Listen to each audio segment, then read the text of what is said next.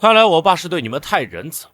现在公司由我全权负责，即刻起实行996制。公司未给我们算加班费吗？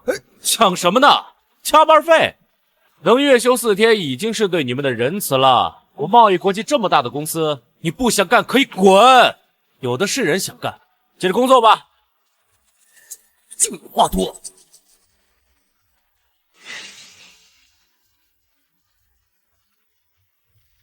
好，好，这是要让我杀鸡儆猴了。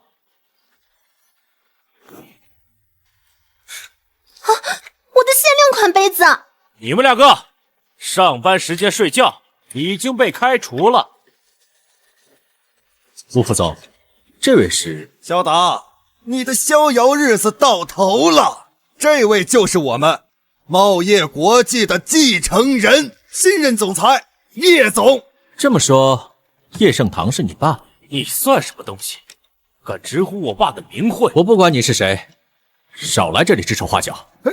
一个臭打工的，还跟我威风上了啊！叶总，这位啊是咱们公司的荐股师肖达以及他的助理。您是不知道，他平时啊在公司就嚣张跋扈，目中无人，现在把您都不放在眼里啊！这种货色留着有什么用？我们一向都是华尔街一样的作息，这个时间点早就下班了，睡一下怎么了？别找借口了。外股自然有国外的同事负责盯盘，赶紧收拾东西，滚！你确定要开除我？你爸知道吗？我堂堂公司总裁，裁个员还需要问过我爸吗？咖啡。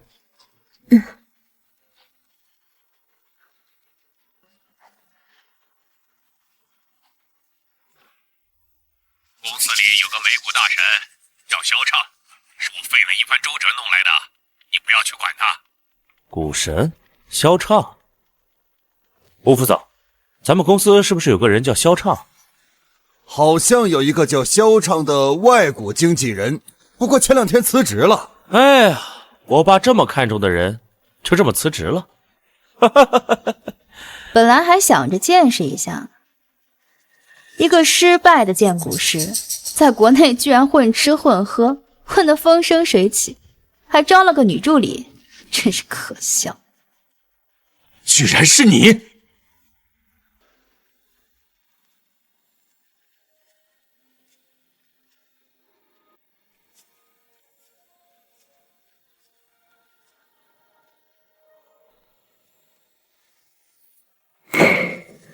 ！Do you manipulate the stock market? No, I didn't. I can testify that he is guilty. 你们认识？也就是有过一面之缘吧，不过就是华尔街一条丧家之犬，谁会记？原来如此，以后公司有你这个股神坐镇，这种阿猫阿狗就没有存在的必要了。这女人以前对金融一窍不通，几年不见，竟然敢说能取代我了。早该这样了，叶总。这个肖达呀，虽然说是咱们公司的荐股师，但是对咱们公司一点贡献都没有啊！我怀疑啊，他们两个就是来公司睡觉的。我对公司做了多少贡献，你问叶董不就全知道了？不用问了，我爸现在在外国做手术，公司的一切事务由我全权负责，包括裁员。好，既然要裁员，把欠的工资都给我付了。拖欠工资？你去公司随便找一个员工问问，我们茂业国际什么时候拖欠过工资了？我跟你爸签的是保密协议，工作期间只发最低工资，离职了以后一次性发放所有薪水。哦，那你倒说说，公司欠了你多少薪水？不多，他年薪50万，我年薪1亿，一共工作了5年，打钱吧。年薪1亿？你以为你是谁呀？乔布斯、巴菲特啊？1亿，我估计是越南盾吧。这是合同副本，正本的律师呢？哦，忘了，你没有资格看。我没资格？你是想趁我爸不在欺诈我吧？我告诉你，没门儿！不管你们多少工资，上班时间睡觉，顶撞上司，严重违纪，一律扣光。这可是开除，这可不是什么裁员啊！什么工资奖金，什么赔偿，想都别想！你们敢无视劳动法吗？劳动法？拜托，这是我的公司，我就是法。信不信我去找劳动仲裁你们？找，随便找。你信不信我花几百万搞臭你们，全行业封杀你们？你们别想从我这儿拿走1分钱，还不滚？要我叫保安吗？看到没有？咱们茂业国际不养闲人，违反制度浑水摸鱼的，就跟这俩一个下场，听见了吗？叶总，出大事了呀！这是前段时间在我们这炒股的一个客户炒美股，结果本金亏了70%，现在跑到天台上去了。茂业公司忽悠我们开户，炒外股，坑害我们的血汗钱，我做鬼也不会放过你们！怎么，炒股亏了要跳楼？是啊，你看，这还开了直播，污蔑我们公司，说是我们骗人。他妈，谁敢保证炒股必赚？是话是这么说，可是现在这个事情已经闹大了，舆论对于我们来说不利呀。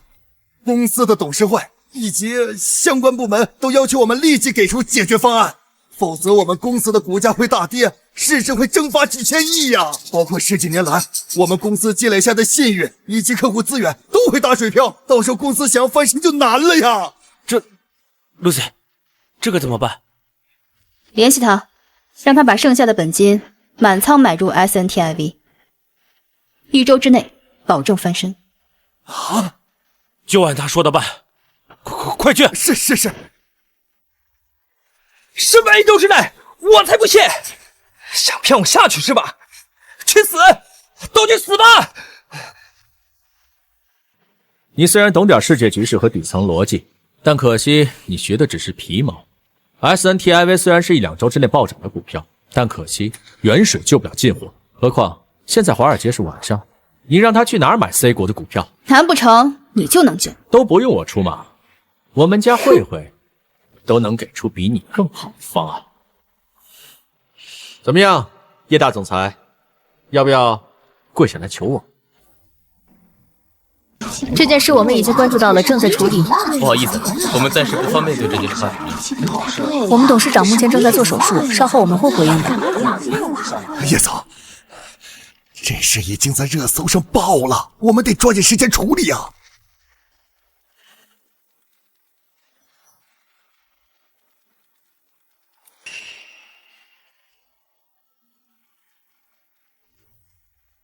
刚刚是我疏忽了，忘了时间的问题。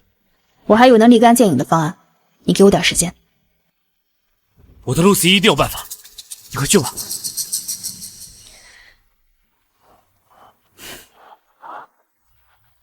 姓肖的，看见了吧？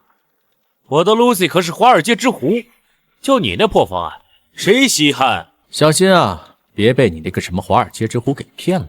你知道华尔街是哪儿吗？你这种土狗，一辈子只配待在井里，当然没听说过。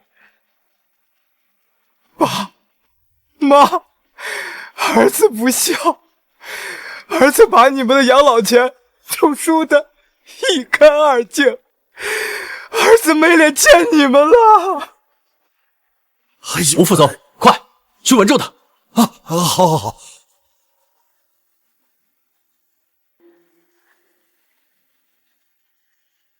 今天没发生什么能引起金融震荡的新闻，那就只有萧畅说的战争了。现在全世界都没人相信 AB 会爆发冲突，但身在漩涡中的 AB 两国，肯定春江水暖鸭先知，尤其是大概率要主动出击的 A 股。A 国的股市指数还相当平稳，除非几分钟内战争爆发。那么，比指数和股票还更敏感，就只有期货。战争阴影下，各种战略资源肯定都在拉升，但 A 国粮食、能源和矿物都不缺，其他军工原料……橡胶，这半年 A 国的超量储备，消失的价格已经在高位。棉花，还有什么战争消耗原料？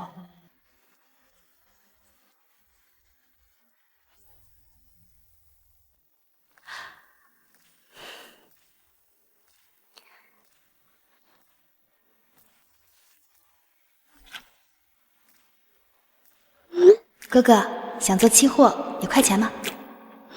没有快钱，未来2、3年黄金最稳。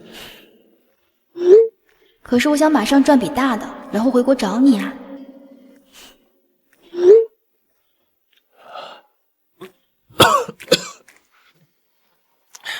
自从认识你之后，我赚了不少钱。你不是老问我怎么报答你吗？我回国以身相许，好不好？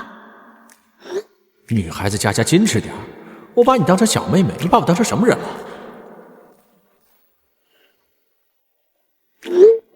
我真的要回国了，你就让我发点财嘛。不许胡闹，买稳健的股票和指数赚点零花钱就好。那种快钱不是理财，是赌博。女孩子家不要去碰，听话。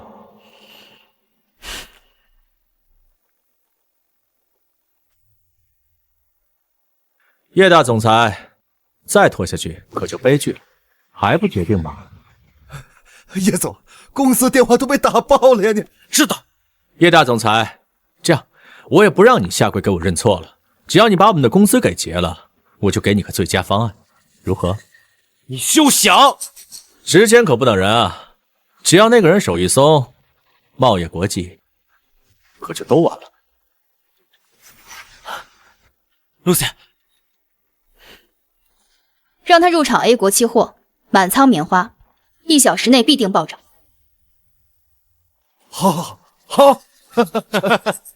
某些人装神弄鬼了半天，最后还不是要我的 Lucy 出马？你个蠢女人！那个人可是被逼到绝路上的，你自己都没有把握，却让人满仓，你这是在草菅人命！难道你有能在短时间内其他暴涨的选择吗？这几年你是学了不少本事，但是你只学了皮毛。你以前就是个地理盲，不知道我们西部和中亚地带盛产棉花 ，A 股可不缺棉花。那就橡胶 ，A 国总不会产橡胶吧？又是橡胶，一个蠢女人，光看新闻可不够，你还要会从海量的数据中去找出精准的信息，去统计数据。你会几样？我就是帮达哥做这些事情的。蒋小姐，这样行吗？董事长又不在，她明明姓江，为什么叫她蒋小姐？难道你有其他更好的办法？当然有，那就看叶大总裁还欠不欠我工资了。给他。我先付一半，如果这事解决了，一次付清。成交。到账2.5亿。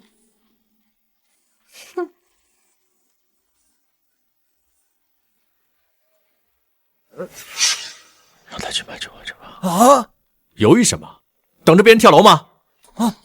你到底看中了哪只期货？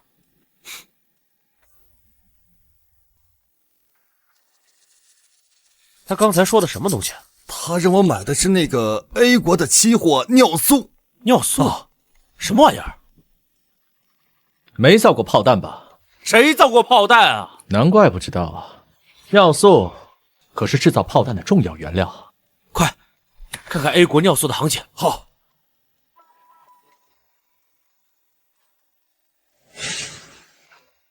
这可是你说的，我还要等你半个小时啊！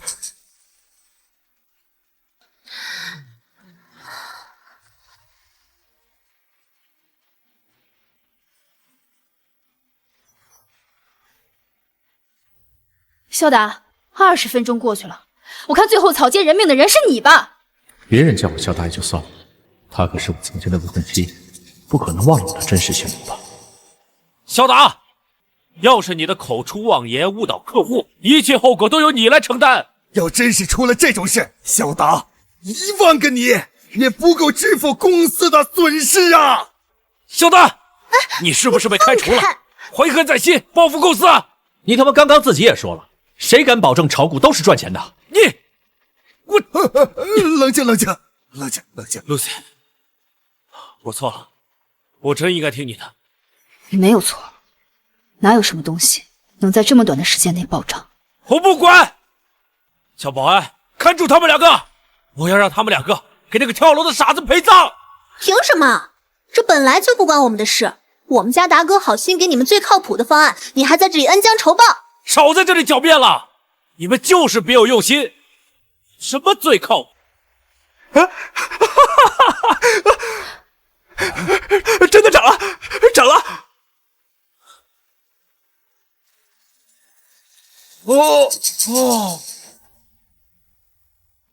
总算回了一口血，怎么会有这么神奇的操作？叫他在半小时内赶紧卖出去，否则我不敢保证主力会不会入场收割。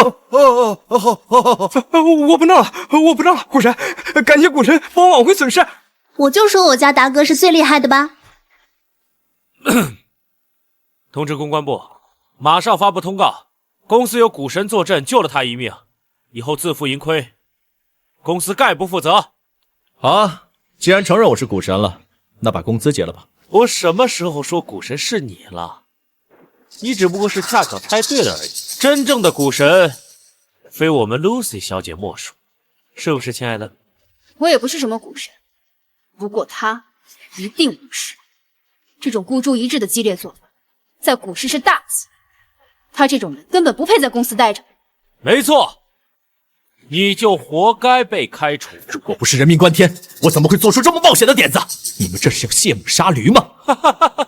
小达，你终于承认你是蠢驴了。你刚才嚣张的样子让我很不爽，以后记住了，有钱才能嚣张。你什么意思？我什么意思？意思就是你们可以滚。工资呢？就凭那几句话就想在公司拿走这么多钱？吴副总，取消刚才的转账。你竟敢挂账欺骗我们！亏你们还是做金融的呢，不知道大额转账24小时内是可以免费撤回的吗？谁不知道了？没想到你一个世界500强的大总裁竟然挂假账欺骗我们！我呸！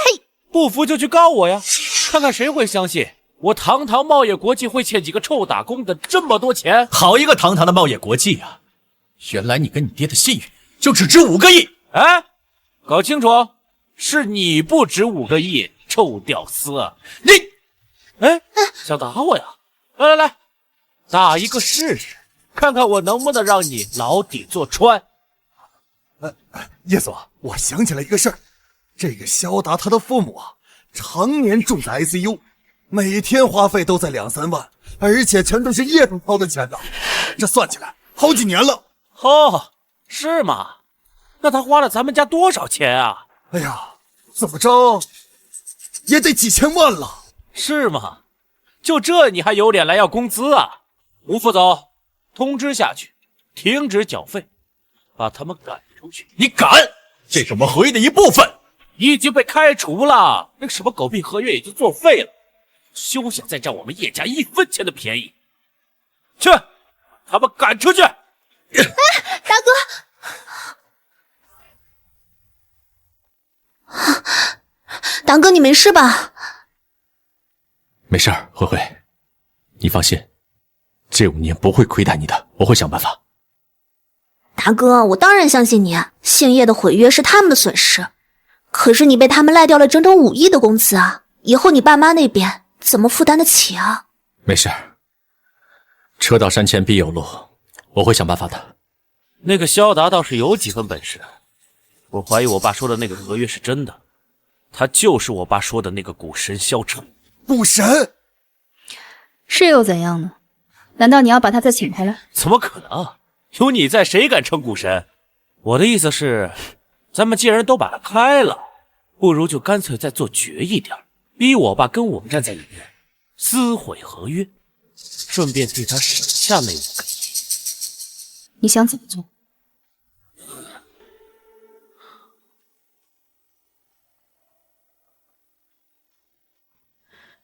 这几年真是苦了畅儿。妈，是儿子没用才对。畅儿要是没有用，我和你爸早就死了，哪能在这么贵的私立医院里养病？不过我们最该感谢的还是叶老板。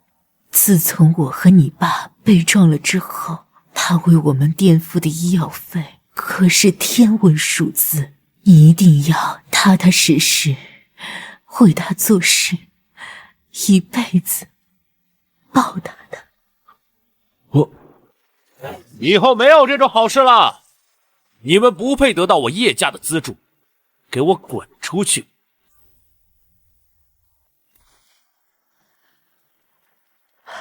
畅儿，这是怎么回事？畅儿，他果然是嚣张。你儿子上班时间睡觉，嚣张跋扈，顶撞上司，还不把我爸叶董放在眼里，今天已经被开除了。畅儿，这是真的。妈，我上的是夜班，本来就是上午睡觉。跪下！妈，我叫你跪下！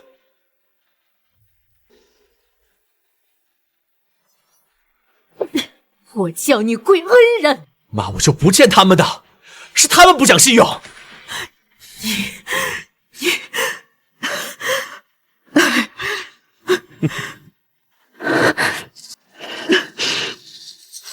我和你爸从小是怎么教你的？教你做人要正直，要知恩图报。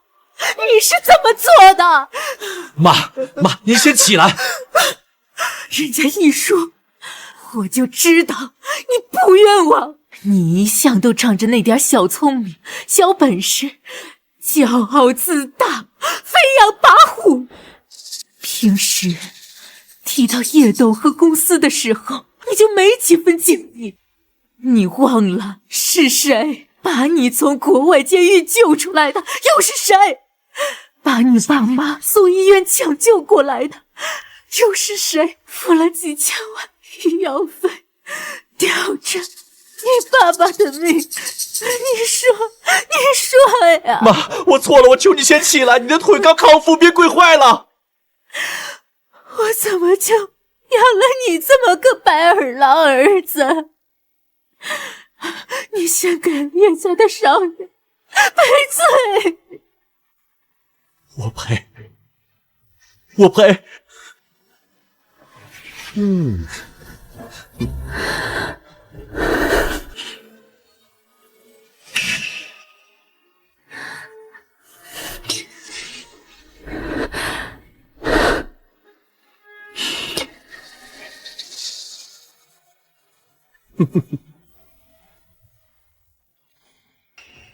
妈，快起来！妈，没事吧？磕都磕了，你再磕个10个8个的，我可以看在我爸的面子上，让你们再住上1年，怎么样？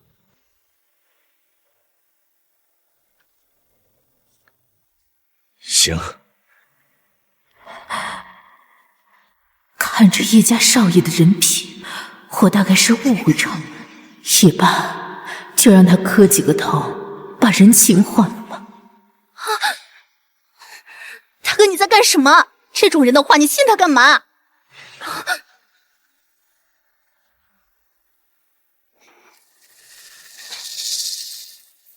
板着脸干嘛？你之前不是很嚣张吗？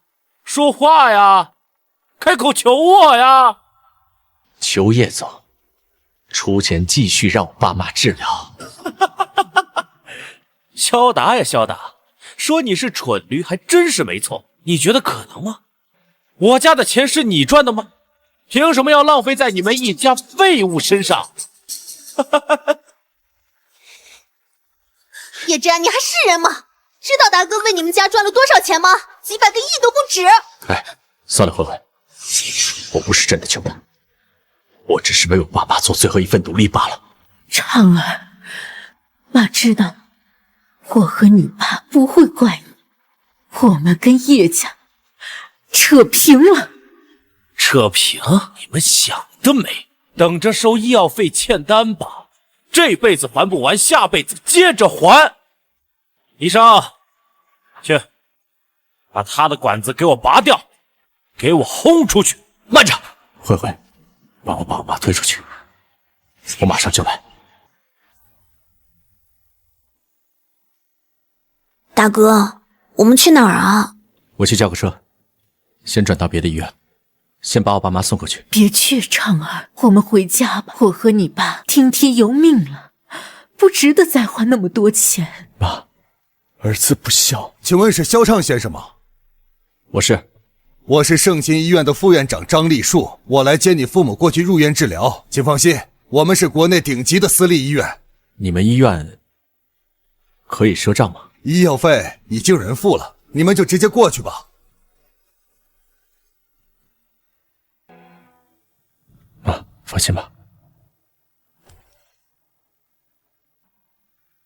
哥哥，我来了。回国了？你下楼就能看到我。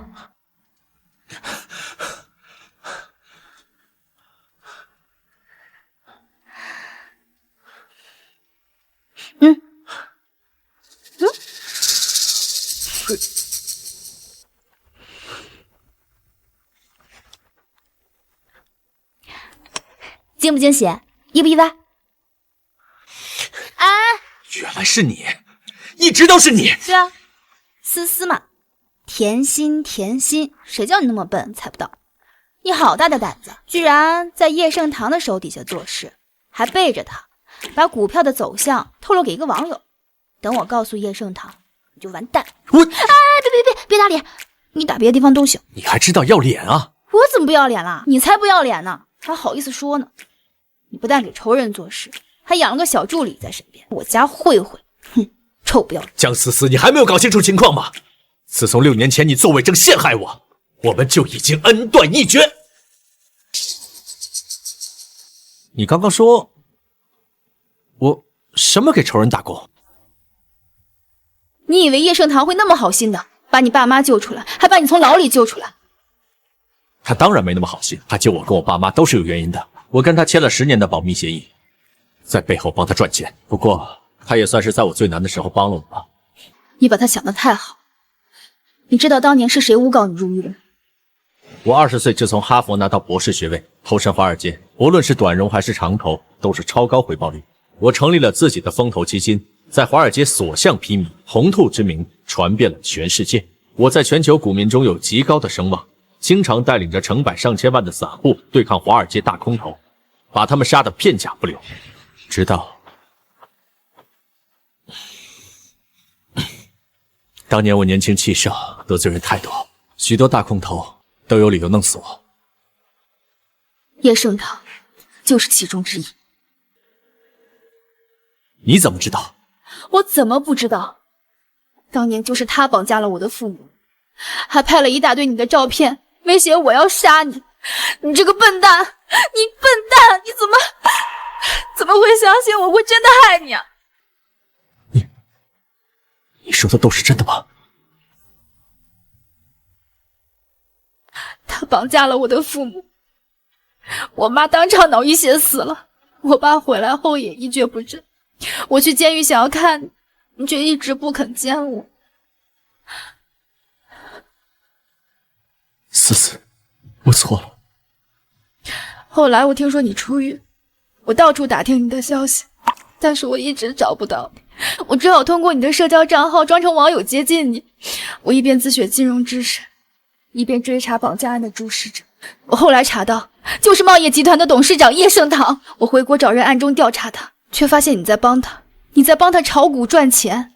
所以你就去接近叶之安，装成股神怂恿他开除我。我在 C 国改名换姓，伪造了身份履历，还好那个蠢货相信我。他后来明明知道你就是他爸很器重的股神，却还要彻底得罪你，就是为了逼叶盛堂不得不撕毁协议，让我来取代你成为股神。我看的根本就不是信任你，是迷恋你吧？我又没让他占便宜，我整个人都是你的。我错了，我相信你，我相信你。我现在自由是自由了，可是变成了一个彻彻底底的穷光蛋。我还真没想到你会给叶盛堂打工，不过还好，我有点钱。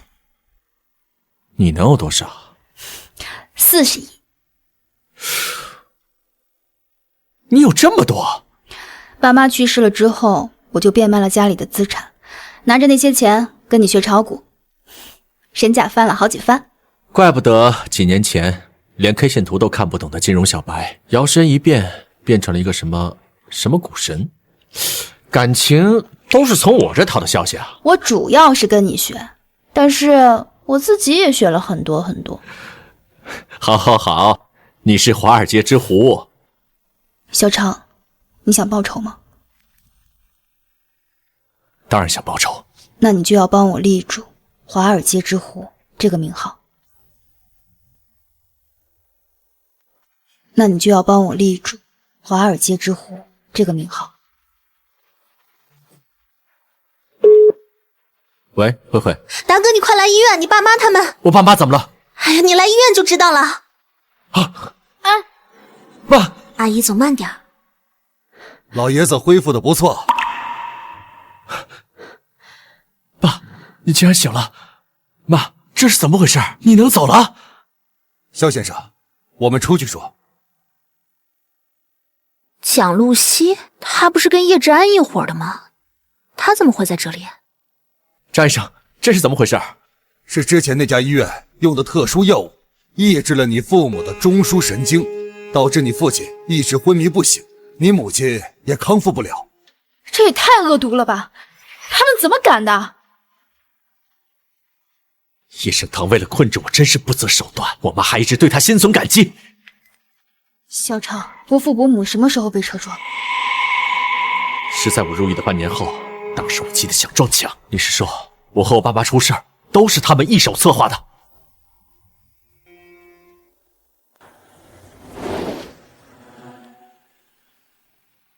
这几年我一直在想，华尔街就是叶盛堂发家的地方，那个地方同样也能让他垮台。他这几年家底越来越厚，人又老又精明，我们可能只有一次机会。我记得你跟我说过，金融恶棍有2个特点，一个是豪赌，一个是贪婪。抓住这2个点，一次机会就足够。他现在可能非常精明，所以嘛，一个股神不够，我们需要2个股神一起把他骗上台桌。如果当年叶盛堂见过你，把你认出来怎么办？我戴上墨镜你都不认得我，更何况他呢？志安，嘘，叶总，我们还是谈公事吧。Lucy， 我的江山，我的千亿帝国就在你面前，难道这也还不够让我一经方泽吗？急什么呀？我都已经抛下国外的一切跟你回国，难道还会有别的选择吗？那你可别让我等得太着急了。要知道，自从去年对你一见钟情之后，我就再也没碰过别的女人。哎呀，你这个坏男人！难道我对你来说只是一个女人？你看中的难道只是我的身体？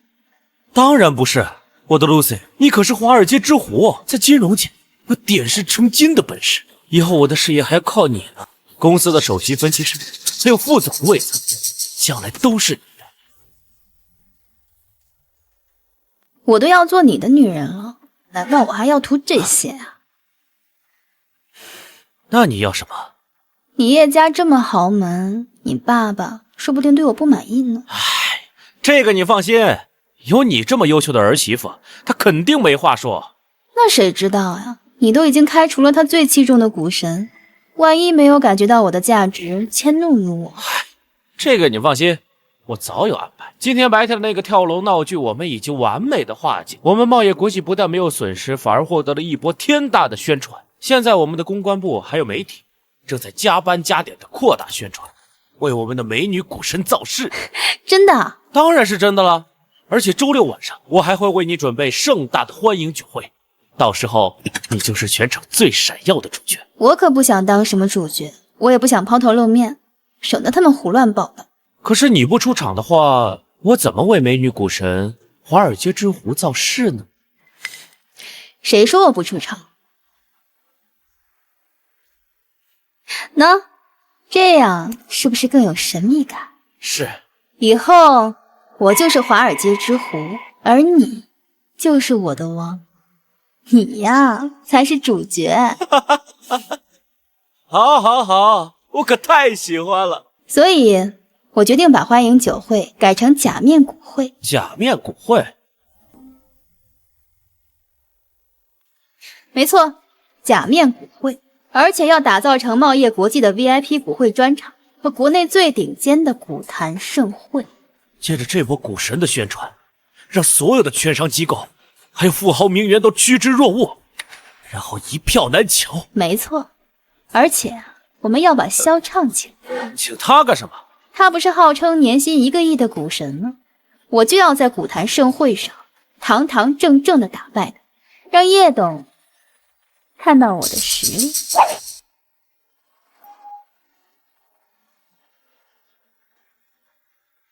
大哥，那个蒋露西跟你到底是什么关系啊？你只要记住，他跟叶之安合伙欠了你250万工资。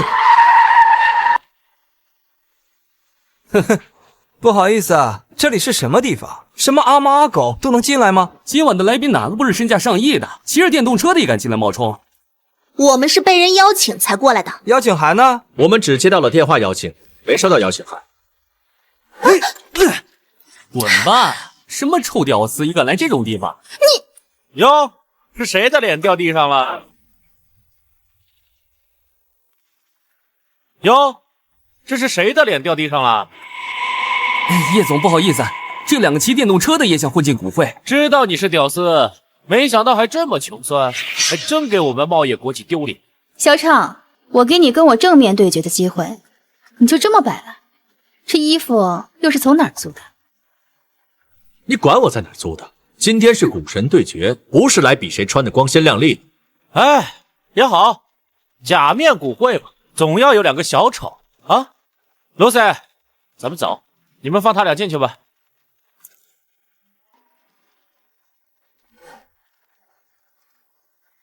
大哥，让他们看看到底谁才是真正的小丑。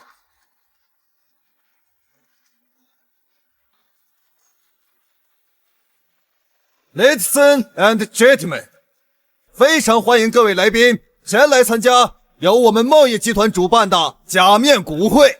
那么接下来就要有请我们本届股会最重要的人物，也是我们贸易集团最年轻的总裁叶志安先生。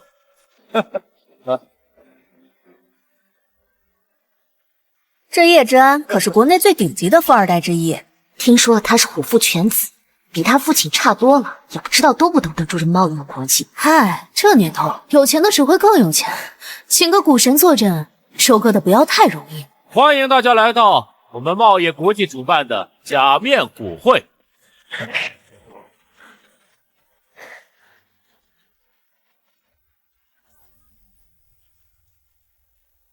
这是第1期股会，在接下来的每周6晚上会定期举办。至于值不值得来，相信大家在参与过这一期之后，心中就有定数。叶总，这是我们期待已久的股坛盛事，当然值得来。在这里，除了你们邀请函上的例行节目之外，我们的假面股会还推出了全球首创的重磅环节——股神对决。哇，叶总，是不是您要向我们介绍您那位神秘股神？不错，这也是本期股会的初衷。接下来我要隆重介绍一下刚刚随我回国的股神——华尔街之狐 Lucy 小姐。股神居然是个大美女哎！这位 Lucy 小姐就是那天在跳楼事件中力挽狂澜的大神吗？听说她推了一个谁也想不到的 A 国尿素期货，1小时涨了2倍多，真是神来之笔啊！对，净胡说！那天力挽狂澜的人明明是我达哥，关那个女人什么事？这是谁呀？人家贸易国际的总裁就在这里，他还能说错？哼，那是叶志安不肯承认我达哥的功劳罢了。你们2个穷酸货，如果不是 Lucy 小姐好心相邀，你们连这里的门都不配进，还有脸在这说大话？我们说大话？哼，我达哥的真名说出来吓死你！哼，他是阎王爷吗？一个名字也能吓死人。哎，他的真名叫萧畅，我早就知道了。啊，我没被吓死啊！他是萧畅，萧畅，这真的是萧畅，当年的红兔。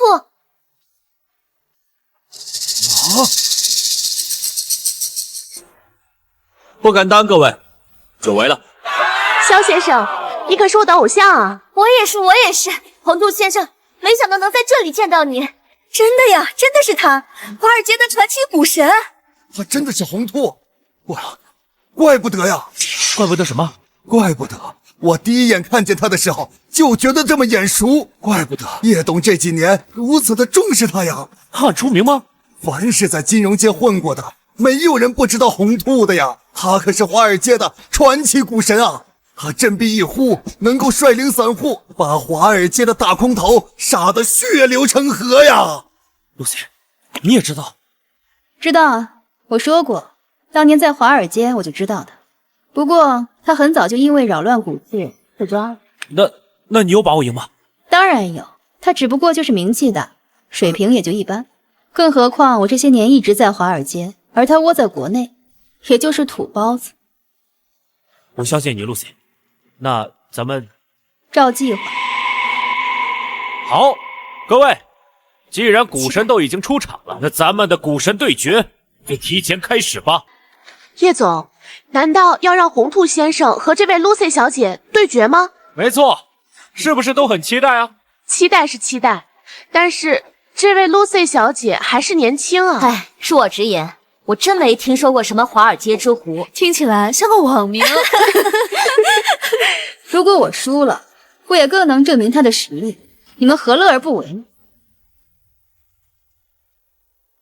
规则很简单，我们就从全球的指数、股票、期货中选出一只，由2位股神做出下周的走势预测，答案封印起来，交由公证处保存，下期再当众开启，看看谁预测的更准确。那谁来出题呢？这个箱子里的美金对应着各位宾客的号码，我抽中谁就由谁来出题。这倒是很公平。当然公平，我们的 Lucy 小姐选股可从未失手过，肯定比那个什么红兔更胜一筹。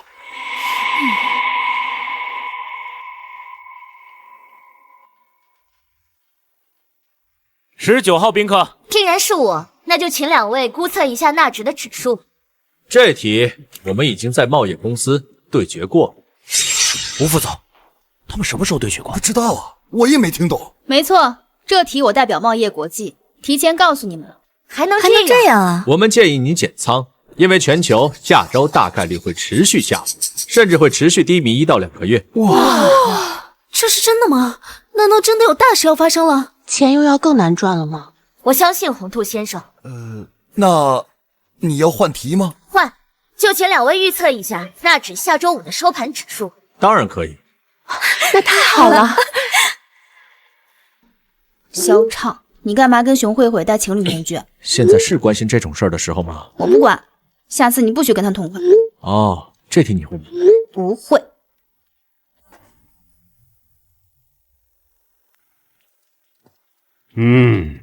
不得不佩服萧畅，竟能从金融和贸易的细节里推断出这2国会爆发战争，偏偏叶志安把他擅自开除了。少爷不是招揽了一个女股神吗？根据他在跳楼事件和假面股会中的表现，他应该也推测出战争会爆发了。那个蒋露西确实有点本事，他的背景查的怎么样了？在西海岸长大，斯坦福毕业，有华尔街资历，依我看没有什么问题。过2天看看他们这次对决的结果吧。啊，对了，你帮我接萧畅，这种人才能留还是留住的好。董事长。喂，萧畅，你预测的很准确，大盘下跌，只有军工和能源在飙涨。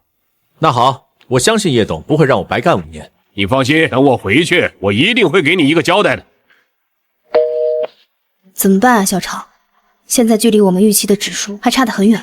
放心，冲突爆发，金融市场会低迷，所有的热钱都会涌向华尔街，这就是 C 国煽风点火的动力。还有2天，足够我们把指数拉上去。对了，之前调查撞你爸妈的那个人，他果然有问题。他女儿得了癌症，欠了一屁股的债，结果他撞了人之后，立马认罪，只赔了几十万，关了不到1年就放出来了。肯定是叶盛堂的超能力。既然他能出钱让人做物证，咱们也能出钱让人出来举证。放心，医院那边我也在调查，等到合适的时候，给他致命一击。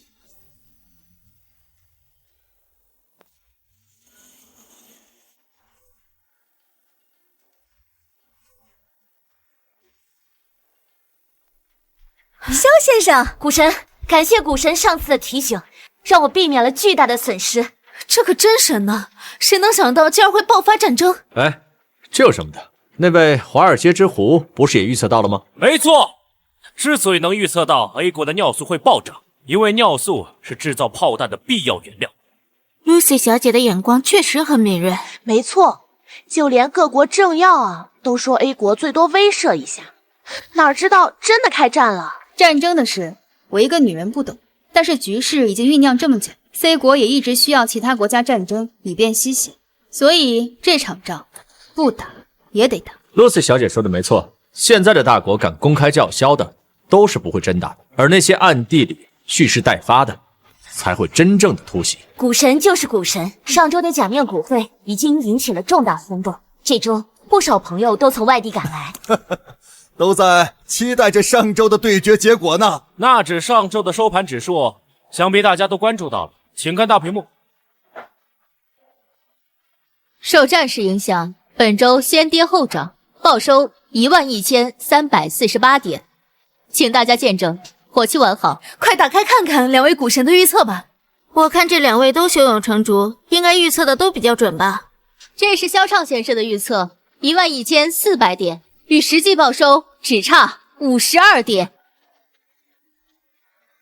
要是我知道冲突会爆发，早就往低的猜了。没想到股神们已经知道了，真的太准了。这是 Lucy 小姐的预测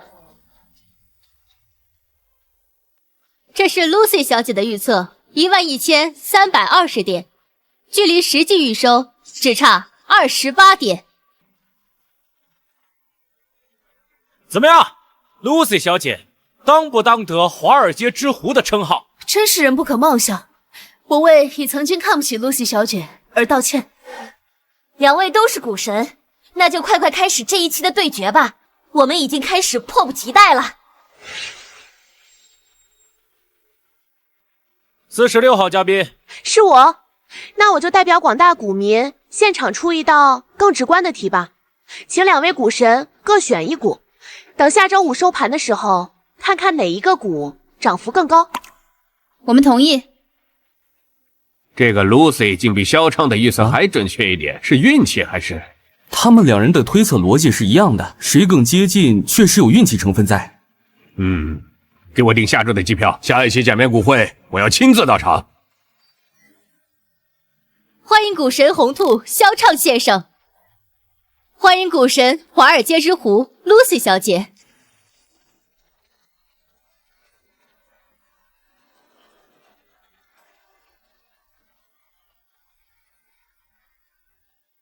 请大家见证火气完好。首先，我们先来看看萧畅先生的选股。萧畅先生的选股是泛欧 WEUG，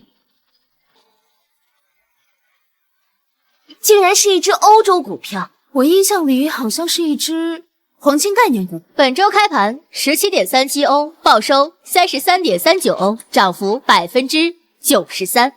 哇！要是跟着红兔先生买股票，那岂不是一周之内资产都能翻倍？不愧是红兔先生，眼光太毒辣了。这只黄金股简直是欧洲股市里的万绿丛中一点红啊！ Lucy 小姐虽然厉害，但也很难超过这妖股吧。那接下来就让我们来看一看 Lucy 小姐的选股吧。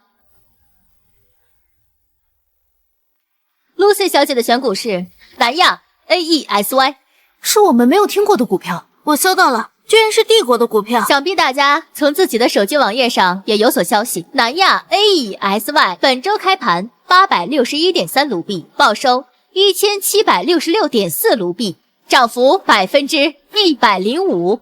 哇！真的是神人啊！真是股神之间的巅峰对决，精彩，精彩！太精彩了 ，Lucy 小姐不愧是新一代的股神，大家都能猜到是钢铁黄金在涨价，可谁又能料想到涨幅最疯狂的，竟然是来自南亚的一只能源股？没错没错，什么时候轮到帝国发战争财？A 国和 B 国开战 ，C 国必定会裹挟全世界制裁 A 国，这样欧洲就买不到 A 国的便宜能源，能源价格必定会暴涨。但是帝国左右逢源。而且跟 A 国的关系很好，所以 D 必定会大量的倒卖 A 国的能源。我留意到 AESY 在早期开战时就大量的租借欧洲的能源船，所以我就猜到它必定会很赚一笔。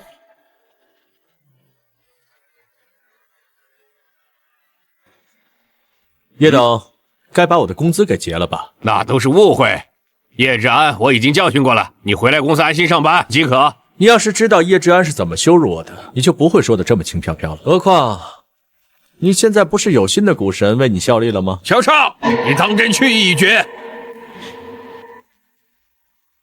当然。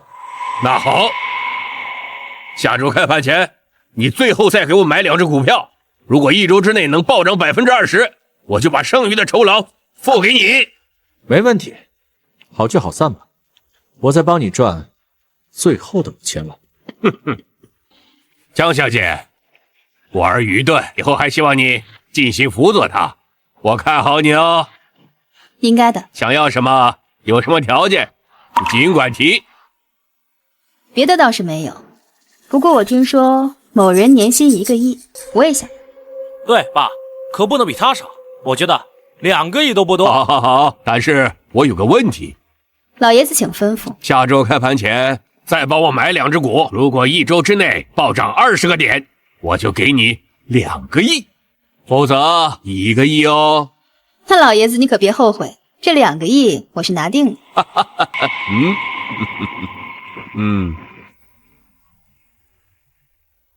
叶盛堂老奸巨猾，一定会榨干我最后的利用价值。你就更没有理由骗他了。我们俩推的2组股票中，有1只是相同的，他一定深信不疑。如果他问你为什么选这2只股，你可以这么说：喂，老爷子 ，C 国虽然在 A、B 之间拱火，但 A 国肯定会控制交火力度，见好就收，以免惹怒欧盟。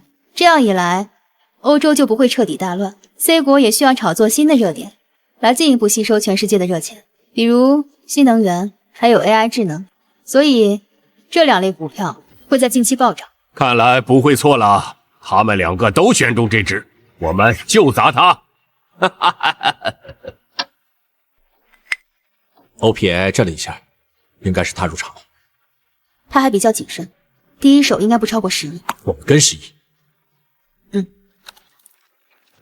是不是有别的主力也在做多这只股票？到盘中如果还是上升趋势，就再买20亿。又有人跟了一笔大的，不知道是不是他。现在是14.25美金，我们在14美元的价位买入20亿。是低于14美元，有人抛我们就接手的意思吗？对，防止它跌下来。好。可以去睡了。叶盛堂今天不会再跟了。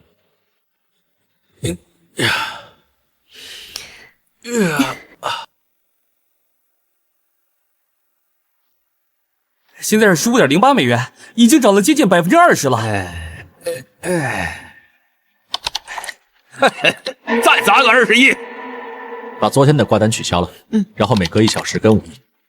爸，按这样一直涨，这1周不得上涨100%？少爷，一天涨100%的妖股也是有的。他已经按耐不住了吧？我账上只有12亿了。1小时以后，一次性全把它砸进去。买，继续推高。一定有别的主力也在做多这只股票，不愧是 C 国的人工智能啊！我们没有押错。董事长，已经没现钱了，先出掉其他股票吗？不需要，上看涨期权。几倍啊？10倍。爸，这里面有多少钱了？现钱200亿，期权2000多亿。爸，全球福布斯榜上也会有你的名字。